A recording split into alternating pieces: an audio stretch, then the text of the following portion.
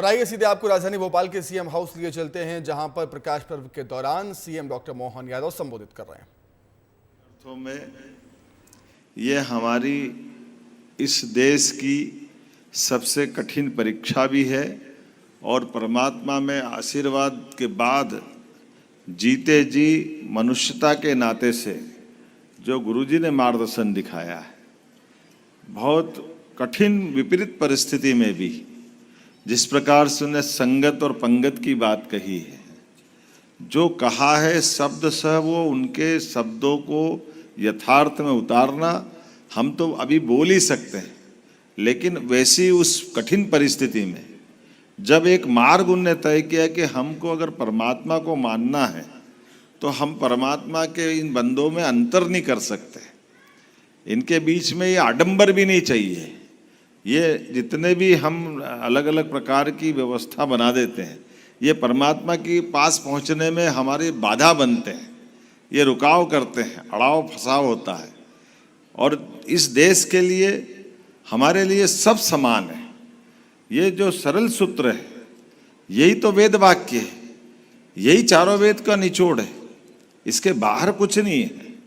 उस निराकार परम पिता परमेश्वर के प्रति आस्था और आस्था पे सच्चा विश्वास, और एक नहीं दो नहीं, कैसी परंपरा है, उस परंपरा ने हमारी सनातन संस्कृति को बचाया।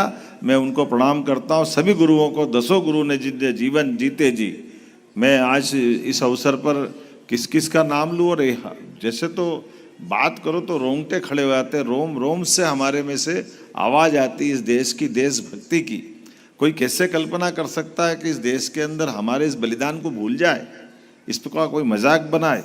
संभव नहीं। ये वाकई इतिहास की बहुत बड़ी गलती थी।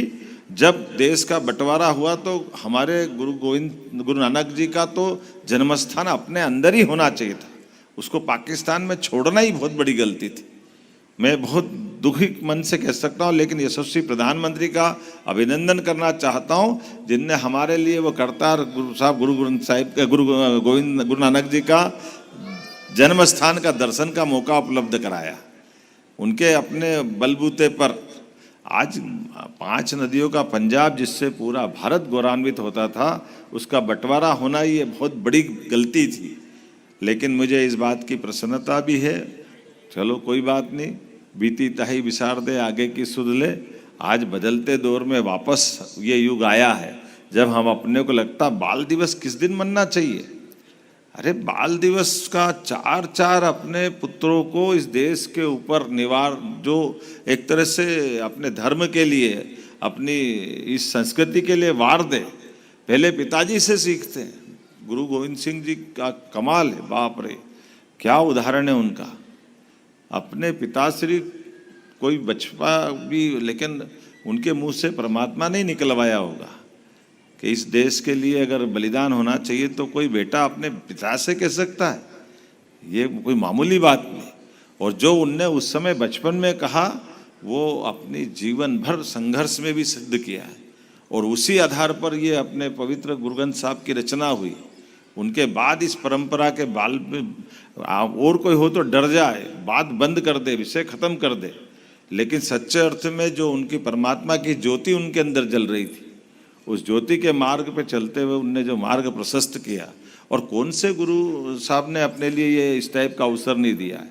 जिसको देखो एक से बढ़कर एक, ऐसा लगता है कि नक्षत्र मंडल में हर एक कोई ग्रह अपनी अपनी आभा बिखेरता दिखाई देता है, एक से बढ़कर एक। लेकिन ये परंपरा उस परंपरा को पालन करती जो असीम श्रद्धा उत्पन्न करती, असीम क्या हमारा प्रसाद आनंद देता है, जो सब में गरीब अमीर ऊंचा नीचा सारे बंधन समाप्त कर देता है।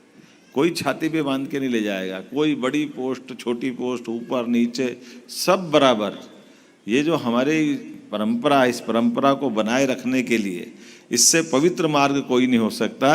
मैं वास्तव में मैं निवास तो क्या बोलूं, निवास तो परमात्मा का एक ही होता। हमारी सबकी आत्मा एक शरीर रूपी इस शरीर के अंदर कुछ समय के लिए आती है, लेकिन जन्म से लेकर मृत्यु तक हमारे हाथ से सदकर्म हो, इस सत्कर्म की प्रेरणा देने के लिए सबसे अच्छा कोई मार्ग है तो हमारा सिख पंथ मार्ग है। मैं इसके लिए कह सकता हूँ, इसमें कोई शंका नहीं।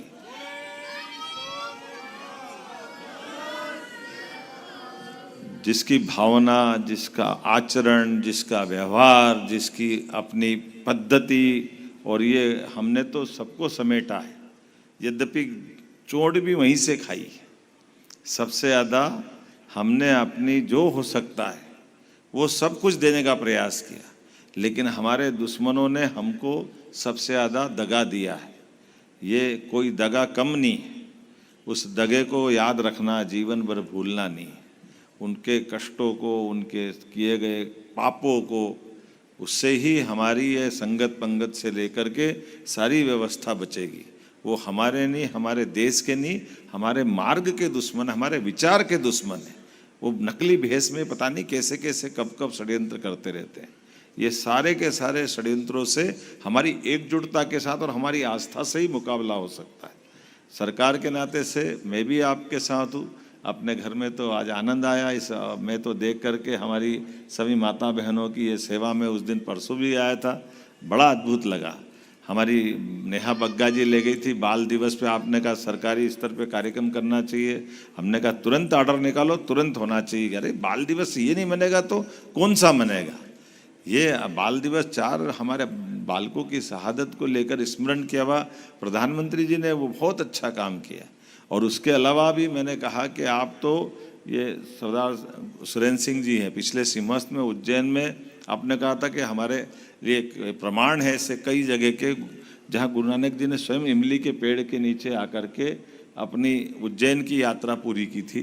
ऐसे में वो पवित्र स्थान पे गुरुद्वारा बने, उसके कुछ कष्ट आए थे। कई सारे लोगों को ऐसा लग रहा था कि यहाँ क्यों बनना चाहिए।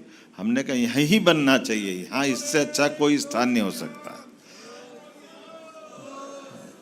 भाई गुरु नानक जी की यात्रा अगर हुई है, उस यात्रा को अमर बनाना ये हम सब की जवाबदारी है। इसलिए वो गुरुद्वारा भी बना, आनंद के साथ सिंहस्थ भी हुआ, और इतनी अच्छी सेवा होती। मैं हर साल क्षिप्रा परिक्रमा होती है, क्षिप्रा परिक्रमा में वो एक रात का पड़ाव वहीं होता है।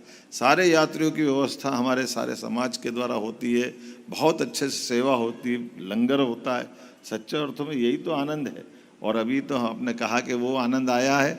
अब हमने कहा कि हमारे सभी साधु संतों के लिए और ऐसे पवित्र कामों के लिए सिंहस्थ में स्थायी व्यवस्था आश्रमों की भी हम करने वाले हैं। जो बचा हुआ स्थान उसकी परमिशन सरकार से हम खुद ही दे देंगे। ये व्यवस्था का मैं आश्वासन भी देता हूँ, और ये व्यवस्था बनना चाहिए।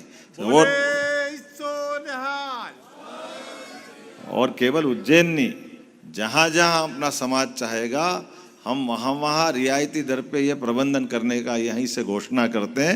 ये अपनी अच्छी प्रबंधन की व्यवस्था है। जहाँ की गुरु सिंह सभा चाहेगी कि हमको अपने लंगर के लिए, एकेडमिक संस्था के लिए, या कोई और अच्छी गतिविधि चलाने के लिए, अन्न क्षेत्र चलाने के लिए, कोई सेवा के प्रकल्प चलाने के लिए, या हमारी इन गुरु परंपरा के लिए कोई आवास की, अतिथि गृह की, किसी प्रकार की व्यवस्था रहेगी, सरकार उसमें आगे बढ़कर मदद करेगी। ये मैं आपको आश्वस्त भी करता हूँ। और ये मैं नहीं कर रहा हूँ, ये गुरु महाराज का आशीर्वाद है।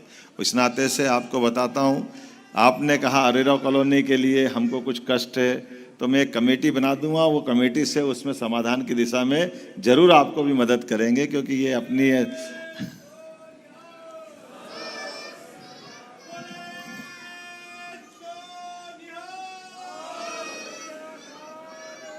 तो मैं आज के इस अवसर पर ये जो आपकी आने वाली आवाज़ों के बलबूते पर अपनी सरकार के माध्यम से जितने अच्छे काम हो सकते हैं, और पाठ्यक्रम के अंदर स्कूल शिक्षा में, उच्च शिक्षा में हमने अपने सारे गुरु परंपरा का इतिहास, जो गुरु नानक जी से लगा के गुरु गोविंद सिंह जी तक का, उनकी अपने पुत्रों के बलिदान का बाकी प्रसंग भी हमने जोड़ने का प्रयास किया।